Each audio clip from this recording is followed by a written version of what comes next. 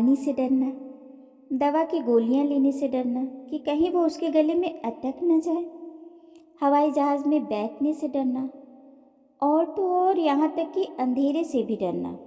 मौत का एहसास हर पल उसके दिल में बना रहता। कहीं मुझे कुछ हो तो नहीं जाएगा, कहीं मैं मर तो नहीं जाऊंगी।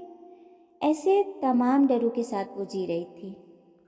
खुद को सुरक्षित महसूस करने के लिए वो अपने अपार्टमेंट के दरवाजे से सटकर सोने लगी। बिस्तर पर जाने के बाद भी 2-3 घंटों तक नींद उसकी आंखों से कोसों दूर रहती, और गलती से अगर नींद उसकी तरफ रुख करती भी तो बहुत कम समय के लिए, और वो भी टुकड़ों में बट कर। जैसे ही लगती कोई डरावना सा ख्वाब उसकी नींद में खलल डाल देता। डर के मारे चौंक के उठ बैठती वो। और ये सब डरावने सपने केवल आज के जीवन का हिस्सा नहीं थे उसके, बल्कि बचपन से ही वो ये सब झेलती आ रही थी। नींद में चलने की आदत भी। और बचपन से शुरू हुआ ये सिलसिला रुकने का नाम ही नहीं ले रहा था। समय के साथ डर, असहायता, निराशा, ये सब उसके जीवन पे हावी होते जा रहे थे, या कहे बद से बदतर स्थिति में वो पहुंचती जा रही थी। उसका अब तक का पूरा जीवन आशंकाओं से लदा पड़ा था।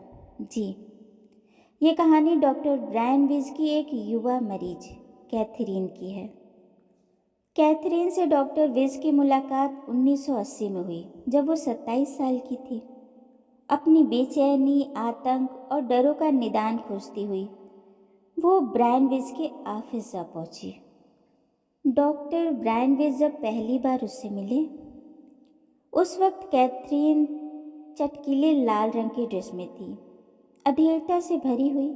उनके ऑफिस के प्रतीक्षा कक्ष में एक पत्रिका के पन्ने पलट रही थी, सांसें उखड़ती हुई, और 20 मिनट से उनके ऑफिस के गलियारे में चहलकदमी करते हुए वो ये सोच रही थी कि मिला जाए या नहीं। फिर खुद को समझाने का प्रयास करती कि नहीं, भागना नहीं है, मिलके ही जाना है। खैर, उसका इंतज़ार खत्म हुआ और ब्रायन विज उससे जाके मिलते हैं। अभिवादन के तौर पे वो उससे हाथ मिलाते हैं, लेकिन कैथरीन के हाथ ठंडे और गीले थे। ब्रायन विज उसकी बेचैनी को भाप जाते हैं। दिखने में वो एक असाधारण आकर्षण वाली युवती थी। उसके बाल पतले मध्यम लंबाई के थे और आंखें हल्की भूरी थी। हालांकि ब्रायन विज जिस अस्पताल में मनोचिकित्सक विभाग के प्रमुख थे, कैथरीन भी उसी अस्पताल में लैब टेक्नीशियन थी। फिर भी ये उनकी पहली मुलाकात थी। लैब टेक्नीशियन के साथ साथ कैथरीन पैसों के लिए तैरने के कपड़ों की भी मॉडलिंग किया करती थी।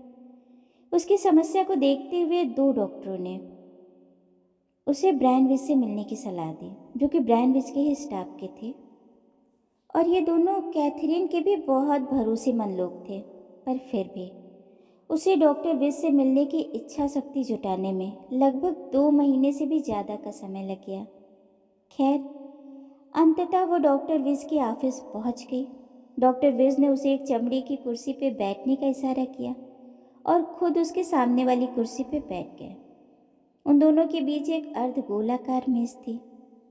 कैथरीन चुपचाप अपनी कुर्सी पे पीछे की ओर झुककर बैठी थी। शायद बात कहाँ से शुरू की जाए वो समझ ही नहीं पा रही थी। डॉक्टर विज ने कुछ देर इंतजार किया, शायद कैथरीन कुछ बोले, लेकिन जब उसके मुखाग्र बिंदु नहीं खुले तो डॉक्टर विज ने पहल की और उसे उसके अतीत के बारे में बताने को कहा। नॉर्मली, जैसे वो कौन है, क्यों मिलने आई है, इन सब से उनकी वार्तालाप आगे बढ़ती है। पता चलता है कि एक भाई और एक बहन के बीच पैदा हुई कैथरीन एक कट्टर कैथोलिक परिवार से ताल्लुक़ रखती थी, जो मैसाचुसेट्स के एक छोटे से कस्बे में रहता था। भाई उससे 3 साल बड़ा था और आज़ादी के पूरे मज़े लेता था, जो कैथरीन को कभी नसीब नहीं हुआ। और उसकी छोटी बहन, वो भी माँ बाप की लाडली थी। अपने बारे में, अपनी बीमारी के बारे में बताते बताते वो व्याकुलता से भर गई। तेजी से बोलते बोलते वो आगे की तरफ झुक गई और कोहनियों को उसने मेज पर टिका दिया। उसकी जिंदगी आशंकाओं से भरी पड़ी थी। बचपन से जवानी में आ गई वो, पर समस्याएं उसका पीछा छोड़ने का नाम ही नहीं ले रही थी, बल्कि समय के साथ और भयानक होती जा रही थी। इन सब की वजह से वो खुद को असहाय महसूस कर रही थी, निराश हो चुकी थी। ना तो वो खुद खुद की मदद कर पा रही थी और ना ही कोई और उसे इन समस्याओं से निजात दिला पा रहा था। धीरे धीरे उसके मन में निराशा घर करती जा रही थी। जैसे जैसे कैथरीन अपनी व्यथा सुनाती गई, डॉक्टर विज को अंदाजा होता गया कि वो कितनी बुरी तरह से पीड़ित है।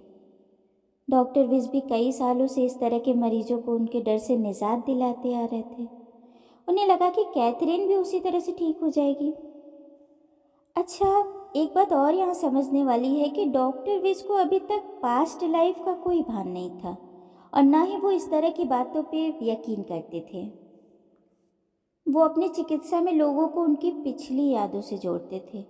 उनका मानना था कि बचपन में उनके साथ कोई हादसा हुआ होगा जिसकी यादें उनके अवचेतन मन में बस गई होंगी। अब घटना तो समय के साथ भूल गई, पर उसकी यादें डर के रूप में अब भी बाहर आ रही हैं। और वैसे भी देखें तो व्यक्ति को बचपन की बातें कहाँ याद रहती हैं।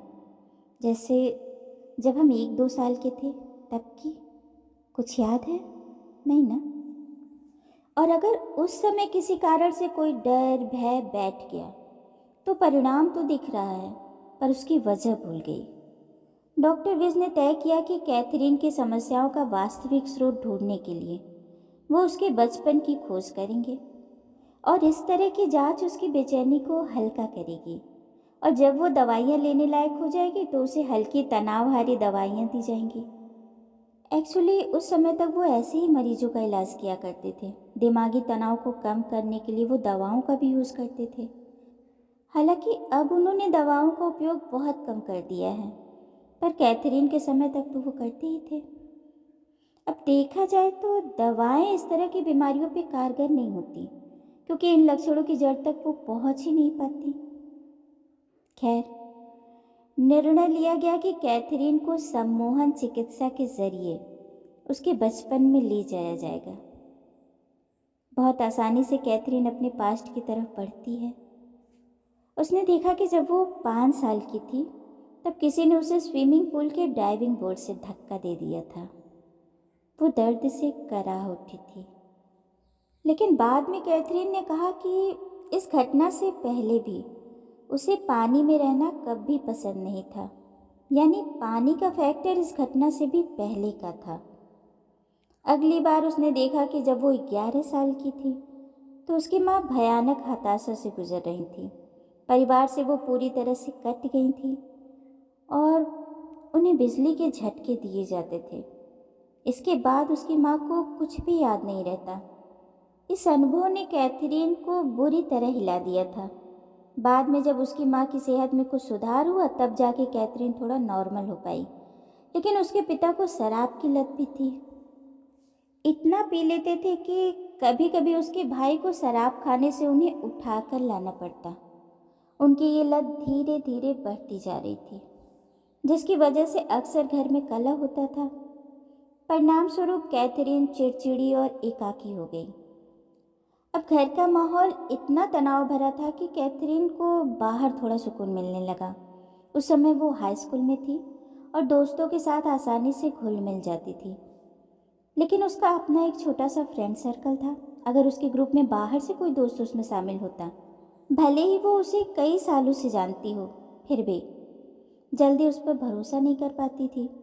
धर्म में भी आस्था थी उसकी, कैथोलिक विचारधारा पे भरोसा करती थी वो। स्वर्ग और नर्क जैसी चीज़ों में उसे पूरा भरोसा था, पर पुनर्जन्म को वो नहीं मानती थी। हालांकि हिंदू धर्म के बारे में उसने थोड़ा बहुत पढ़ा था, पर पुनर्जन्म जैसी चीज़ पे उसे बिल्कुल भरोसा नहीं था। हाई स्कूल के बाद उसने 2 साल तक एक तकनीकी कोर्स किया और बाद में लैब टेक्नीशियन बन गई। अपने ज्ञान और भाई के प्रोत्साहन से उसे एक बड़े अस्पताल में नौकरी भी मिल गई। ये अस्पताल मियामी स्कूल ऑफ मेडिसिन से अनुबंधित था। बाद में 1974 में जब वो मियामी आई, उस समय उसकी आयु 21 वर्ष थी। खुश थी वो, क्योंकि पारिवारिक समस्याओं से पीछा छूटा था। मियामी में ही उसकी मुलाकात स्टुअर्ट से हुई। ये शादीशुदा और 2 बच्चों के पिता थे। यहूदी धर्म को मानते थे। कैथरीन अब तक जितने लोगों से मिली थी, ये उन सबसे बिल्कुल अलग थे। तेज तर्रार, ताकतवर और एक सफल चिकित्सक, दोनों के बीच एक अति सम्मोहक संबंध था। 6 साल तक सब कुछ ठीक ठाक चला, लेकिन उसके बाद धीरे धीरे स्टुअर्ट के व्यवहार में परिवर्तन आने लगा। उसके झूठ, वादा खिलाफी, बनावटीपन, इस सब को कैथरीन अब सहन नहीं कर पा रही थी। स्टुअर्ट भी उसके साथ अब ठीक से पेश भी नहीं आता था। आखिरकार उन दोनों में दूरियां बन गईं। इन सब के कुछ समय पश्चात कैथरीन को गले की प्रॉब्लम की वजह से अपने गले की सर्जरी करवानी पड़ी। सर्जरी से पहले भी वो बहुत परेशान थी और सर्जरी के बाद तो उसने एक हद ही कर दी। इतनी घबराई और परेशान थी वो कि नर्सिंग स्टाफ को उसे शांत कराने में घंटों का समय लग गया।